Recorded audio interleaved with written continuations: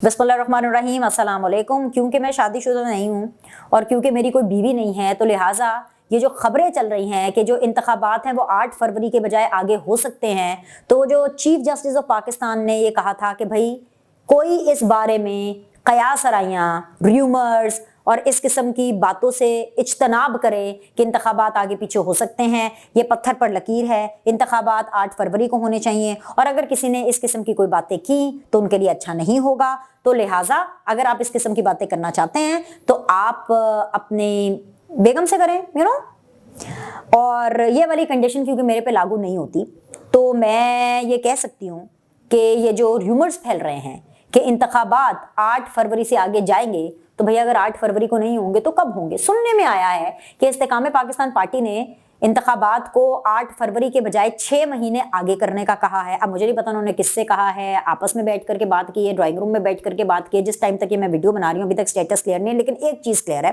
वो ये है कि 13 दिसंबर को, कौन सी तारीख है? द गोल्डन डेट इज 13 दिसंबर। गालिबन ये मंगल या बुध बनता है, जरा कैलेंडर में देखिएगा कि क्या बनता है। गालिबन ये बुध बनता है। 13 दिसंबर को इलेक्शन कमीशन ने जो है वो इंतखाबात का स्केड्यूल जारी करना है। 13 दिसंबर के बाद या 13 दिसंबर को ये चीज एक्चुअली क्लियर हो जाएगी और वो कहते हैं ना कि ये लो जी भाई लिख के ले लो, ये वाली बात हो जाएगी कि भाई इस तारीख को इलेक्शन है। तो 13 दिसंबर तक हम सबको इंतजार करना है। पीएमएलएन का जो इंतजार है ना वो बहुत ज्यादा है। पीएमएलएन बेकरार है। पीएमएलएन का जो सब्र है उसका पैमाना लबरेज हो रहा है। मैं आपको बताती हूँ क्यों। क्योंकि 13 दिसंबर को इलेक्शन कमीशन ने स्केड्यूल जारी कर देना है इंतखाबात का, लेकिन नवाज शरीफ साहब अल-अजीजिया रेफरेंस हो, एवन फील्ड वाले मामलात हों, उसके अंदर उनकी हियरिंग जारी है। मरी से ऑफ कोर्स वो कल अदालत पहुंचे और अब बुध को दोबारा समाअत होगी। सबसे पहले जरा मैं इस हवाले से बात कर लूं कि जो जज साहब थे वो गुस्से हुए काफी ज्यादा, क्योंकि जाहिर बात है मियां जदों आवेगा लग पता जावेगा है। एक्चुअली जज साहब को भी पता चल गया, मियां जदों आया तो लग पता गया। जज साहब बड़े गुस्से हुए, मतलब खूब लाला लीली हाला लीली हुई थी, बिकॉज जाहिर सी बात है नवाज शरीफ साहब को देखने के लिए उनके फर्स्ट ईयर ऑफ लीडर्स वहाँ पे मौजूद थे, सेकंड ईयर ऑफ लीडर्स मौजूद थे, फिर मीडिया भी वहाँ पर मौजूद था, फिर कारकुनान भी वहाँ पर मौजूद थे, फिर कुछ टिकट होल्डर्स भी वहाँ पर मौजूद, मतलब वो टिकट होल्डर्स जिनको इंतखाबात में टिकट मिलना है, यानी कि जो पार्लियामेंटेरियंस होते हैं, फिर वो भी मौजूद है। इतने बंदे जज साहब ने कहा बस, अब बस। बुध को यानी कल बुध को कितने बंदे होंगे? वो क्या कहते थे, ठाकुर कितने आदमी थे? सिर्फ 50। कितने? 50 पीपल, दैट्स इट। वरना भाई जज साहब उससे हो जाएंगे। लेकिन जो पीएमएलएन है उनकी बेकरारी और बेसब्री, या मैं अगर ये कहूं कि सब्र का जो पैमाना उनका लबरेज हो रहा है, वो इस वजह से नहीं हो रहा। उनका सब्र का पैमाना इसलिए लबरेज हो रहा है बिकॉज नवाज शरीफ को इलेक्शन कंटेस्ट कराना है, और जिस स्पीड से एवन फील्ड और अल-अजीजिया रेफरेंसेस चल रहे हैं, इसको जल्द अज जल्द निपटाना है। उनके जो वकील हैं अमजद मलिक साहब, वो जल्दी कोशिश करें। तभी जब इनिशियली मामला उठा था तो नैब ने कहा कि हमें 2-3 घंटे चाहिए, हमें कुछ घंटों का काम है, और जो नून लीग के वकील हैं उन्होंने भी ये कहा कि हम 5-6 घंटों में मामला निपटा देंगे। लेकिन अदालत ने कहा कि नहीं, ये शुरू से बात शुरू करनी पड़ेगी, समझाना पड़ेगा। आज भी, मतलब आज इन द सेंस के अभी ये जो रिसेंट हियरिंग हुई उसके ऊपर भी जज साहब ने यही बोला कि भाई मतलब आधे लोगों को तो केस का पता ही नहीं है, मतलब मरियम नवाज को क्या केस था, क्यों उनको सजा हुई और फिर क्यों केस फारिग हुआ, लोगों को पता नहीं, समझाना है भाई। लेकिन जो नून लीग के वकील हैं वो चाहते हैं कि जल्द अज जल्द जो मामला है वो निपटाया जाए। नैब तो लेटा हुआ है, ये देखें, ये अदालत है जहां पे ये मोटे वाला गद्दा और इसके ऊपर नैब।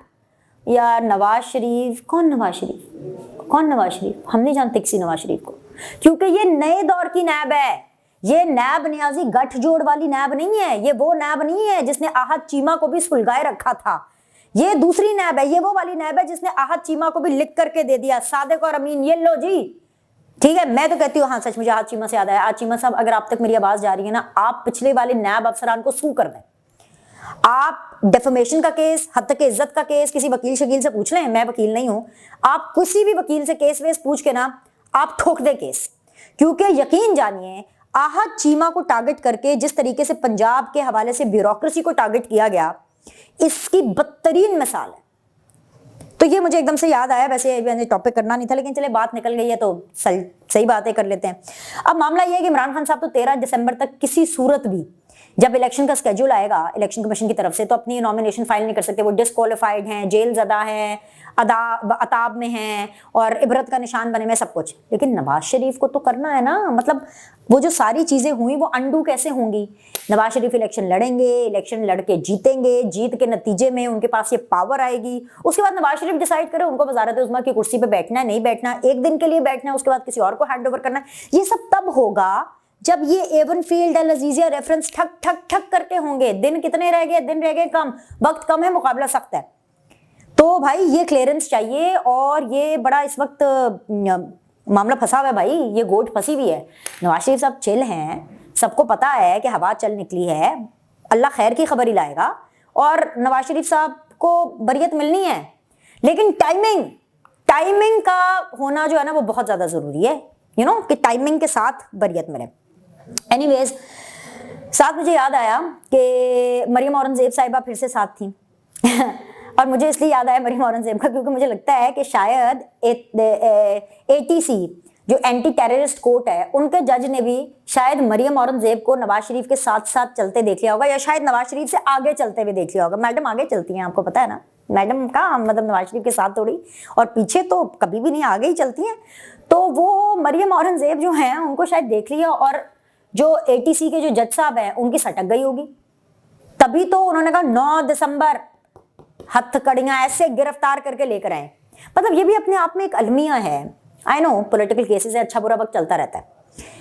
ये जो अभी बुरा वक्त इमरान खान का चल रहा है ना, कल को उन्होंने नैब को छोड़ा हुआ था नवाज शरीफ के पीछे, PMLN के पीछे, आज वही नैब जो है इमरान खान के पीछे है। ये पाकिस्तान है, यहाँ पर वक्त ऐसे ही चलता रहता है। मगर मरियम औरंगजेब क्योंकि नवाज शरीफ के साथ ही, मैंने पहले भी आपको वीडियो में कहा कि अगर वो नवाज शरीफ को कहती हैं, अगर वो शहबाज शरीफ को कहती हैं कि भाईजान मेरा केस लग गया है, मैं उत्थे जाना है, मैं आपको लिख कर देती हूँ कि नवाज शरीफ साहब कभी उनको ना रोकते कि नहीं मरियम आप इस पेशी को आप एंटरटेन करें। वो कहते हैं हाँ भाई जाओ, नवाज शरीफ इस तरह के शख्स हैं, वो कहेंगे हाँ जाओ। जिस आदमी ने खुद इतनी पेशियां भुगती हूँ वो अपने कारकुरान को रोकेगा थोड़ी कि नहीं नहीं तुम मेरे प्रोटोकॉल के लिए खड़े रहो, जाओ। सो आई डोंट नो, अभी 9 दिसंबर को उनको अरेस्ट करना है और फिर अदालत में पेश करना है। सो आई डोंट नो 9 दिसंबर को क्या होता है, मुझे नहीं पता मरियम औरंगजेब की ईगो कितनी बड़ी है क्या। अच्छा चले पूछ लेते हैं, वकार साहब आपको लगता है 9 दिसंबर को मरियम औरंगजेब जाएगी अदालत में? वकार साहब को लग रहा है जाएंगी, चले अल्लाह करे जाए, अच्छी बात है। अगर जाएंगी तो हम कहेंगे अच्छी बात है। मरियम औरंगजेब साहब आपने जज का हुक्म माना, आप गई, आप अपनी पार्टी की कमिटमेंट छोड़ के गई, ये अच्छी बात है, इससे इनका केस और ज्यादा स्ट्रांग होगा। लेकिन ये वकार साहब कह रहे हैं, ये मैं नहीं कह रही हूँ, आपने याद रखना है। 9 दिसंबर को इस बारे में बात करेंगे। अच्छा जी आगे आ जाए जी। शाहिद खाकान अब्बासी साहब, उन्होंने नवाज शरीफ के साथ नहीं, वैसे नवाज शरीफ के साथ तो ठीक है, वो नून लीग के साथ औखे क्या हुए, क्योंकि उनको वजारत उज़्मा मिलती हुई दिखाई नहीं दे रही है। कुछ हालात ही उनके साथ औखे हो गए हैं। कैसे औखे हो गए? ECL में नाम है, उन्होंने रिक्वेस्ट की शाहिद खाकान अब्बासी साहब ने कि भाई जी मुझे बाहर जाना होता है, एविएशन वगैरह के मामलात हैं, मेरी एक एयरलाइन है, मुझे उसके चक्कर में मेरे बिजनेस है व्हाटएवर, मुझे अब्रॉड जाना होता है। अब क्या? खैर जी उन्होंने चिट्ठी लिखी, मतलब चिट्ठी इन द सेंस कि उन्होंने लिख करके दिया कि भाईजान मुझे इजाजत दें, आप मेरा नाम ECL से बाहर निकालें। ECL से पूरे तरीके से तो नाम नहीं बाहर निकला, इसको क्या कहेंगे मुझे वैसे कुछ समझ नहीं आई, क्योंकि उन्होंने कहा कि सिर्फ आप महीने में एक दफा मुल्क से बाहर जा सकते हैं। एक तो ये चीज, यानी कि ये वो वाला प्रोटोकॉल नहीं है जब हवाओं का रुख इस तरफ होना, यानी जिस तरफ अभी नून लीग की तरफ है हवाओं का रुख, तो वो वाली फैसिलिटीज अभी शाहिद खाकान अब्बासी को नहीं मिल रही हैं। उसकी वजह यह है कि उनका मिजाज औखा हुआ, क्योंकि वो वजीर आजम नहीं बन रहे और उनके साथ हालात भी औखे हो गए। लेकिन दूसरी खबर यह है कि शाहिद खाकान अब्बासी को तलब कर लिया गया है। फैजाबाद धरने का की जो कमीशन है, इंक्वायरी कमीशन, उन्होंने कहा है कि जी साबिक वजीर आजम शाहिद खाकान अब्बासी हाजिर हों। क्यों हाजिर हों? क्योंकि जब फैजाबाद धरना चल रहा था तब शाहिद खाकान अब्बासी साहब प्राइम मिनिस्टर थे, तो भाईजान इनका भी नंबर लग गया है। कब इन्होंने हाजिरी देनी है जी? 29 नवंबर को। वकार साहब 29 नवंबर को जाएंगे शाहिद खाकान अब्बासी साहब? दसो जी तुसी हवे। वकार साहब पक्के हैं भाई, वकार साहब कह रहे हैं 29 नवंबर को जाएंगे शाहिद खाकान अब्बासी साहब। चले देख लेंगे, जाना चाहिए, मैं तो कहती हूँ जाना चाहिए। मगर इंटरेस्टिंग चीज पता क्या है, इसी से मिलता जुलता, ये वाला केस नहीं है, फैजाबाद धरना केस नहीं, लेकिन इससे मिलता जुलता आपको पता है एक शिकायत आई थी अदालत के अंदर 28 नवंबर को, उसके हवाले से केस भी लगना था। और ये शिकायत आई थी साबिक जनरल आर्मी चीफ जो है जनरल बाजवा और जनरल फैज हमीद के हवाले से। और उस शिकायत में लिखा हुआ था कि जी कानूनी रुकावट तोड़ने पर, यानी कि जो भी हाई प्रोफाइल पोस्ट पर होते हैं जब वो रिटायर हो जाते हैं तो वो शुरू के 2 साल कुछ नहीं बोलते, लेकिन इन दोनों हजरात ने वफ्तन फवफ्तन इंटरव्यूज दिए और बाजवा साहब ने तो इंटरव्यू किया, इंटरव्यूज की पूरी सीरीज दी और उसमें जो इंटरव्यूज की सीरीज को इन लोगों ने ओन भी किया। इनमें से किसी ने भी ये नहीं कहा कि हमने जावेद चौधरी से बात नहीं की या हमने शाहिद मेहतला से बात नहीं की। अच्छा, मैं जर्नलिस्टों के नाम इसलिए ले रही हूं क्योंकि इन जर्नलिस्ट्स को भी नोटिस आए थे कि 28 नवंबर को आपने आकर के अदालत को बताना है कि आपने कैसे इंटरव्यू किया और सारा कुछ। और बड़ी मतलब लंबी चौड़ी शिकायत थी कि उस शिकायत में लिखा हुआ था कि जी फ्रीडम ऑफ एक्सप्रेशन के नाम के ऊपर एक क्रिमिनल इंटेंशन नजर आती है और नुकसान पहुंचाया गया क्योंकि फ्रीडम ऑफ एक्सप्रेशन के नाम के ऊपर अपना मौकफ दिया गया जो कि नहीं दिया जा सकता और लॉफुली नहीं दिया जा सकता। खैर जी, ये अदालत में केस लगा हुआ था जी 28 नवंबर के लिए। किस किस का केस था मैं रिपीट कर देती हूँ ताकि आपको समझ आए। General Bajwa and general Faiz Hamid के हवाले से जो शिकायत हुई थी कि इनको अपने ओहदों से हटने के बाद मीडिया के साथ इंटरैक्ट नहीं करना चाहिए था, इन्फॉर्मेशन नहीं देनी चाहिए थी, 2 साल चुप रहना चाहिए था, उसके बाद देनी चाहिए थी। अच्छा, तो जनाब भाई पता चला कि कॉज लिस्ट आती है जिसके अंदर केसेस का टाइम लिखा होता है, हेयरिंग लिखी होती है, कब है, किस कोर्ट रूम में होगी, सारा कुछ। कॉज लिस्ट से इस 28 नवंबर की इस समात को हटा दिया गया है। अब भी जनरल फैज हमीद हाजिर हो, जनरल बाजवा हाजिर हो इस केस में, पता नहीं कब हो, ये नहीं पता। सो आज के दिन जब मैं आपसे मुखातिब हो रही हूं तो मुझे देखने में लग रहा है कि पुरानी नैब नवाज शरीफ के पीछे, नई नैब इमरान खान के पीछे, मतलब सियासतदानों के सारे पीछे, वहां से एटीसी मरियम औरंगजेब के पीछे, और वहां से ईसीएल हो गया और इंक्वायरी कमीशन हो गई वो शाहिद खान अब्बासी के पीछे। लेकिन अभी जनरल फैज हमीद और जनरल बाजवा की चीजों को होल्ड पे रखा गया है। मैं ये समझती हूं कि जैसे ये अब एक बुके बन रहा है खबर का, ये अगेन ये तासुर जा रहा है कि सिर्फ और सिर्फ जो सिविलियंस हैं उनको टारगेट किया जा रहा है। हालांकि मैं समझती हूं कि अगर आर्मी के पॉइंट ऑफ व्यू से भी सोचा जाए, एस्टैब्लिशमेंट के पॉइंट ऑफ व्यू से भी सोचा जाए, ये मेरी राय है, हो सकता है इससे एग्री ना करें, पता नहीं एस्टैब्लिशमेंट वाले एग्री करते हैं कि नहीं करते, लेकिन मेरी राय है कि एस्टैब्लिशमेंट को अगर नुकसान जो कि इमरान खान साहब ने पहुंचाया, बहुत ज्यादा पहुंचाया, तो कहीं ना कहीं जो नुकसान है जनरल बाजवा, जनरल फैज हमीद ने भी पहुंचाया है, क्योंकि उन्होंने इमरान खान साहब के साथ मिलकर के गठजोड़ किया प्रेजेंट एस्टैब्लिशमेंट के बारे में, प्रेजेंट आर्मी चीफ के बारे में, प्रेजेंट डीजीआई के बारे में। भाई जाहिर सी बात है, क्योंकि जनरल फैज हमीद को नहीं हटाना चाहते थे, इसीलिए तो जो हमारे अभी मौजूदा डीजीआई हैं उनका नोटिफिकेशन इमरान खान साहब ने बड़ा तमाशा करके निकाला था, बल्कि निकाल ही नहीं रहे थे, उनको फिर बाजवा साहब ने समझाया कि हमारा इदारा है, उसका एक प्रोटोकॉल होता है, अरे भाई निकालो नोटिफिकेशन, ऐसा नहीं होता, ये कोई फरमाइशी प्रोग्राम नहीं है।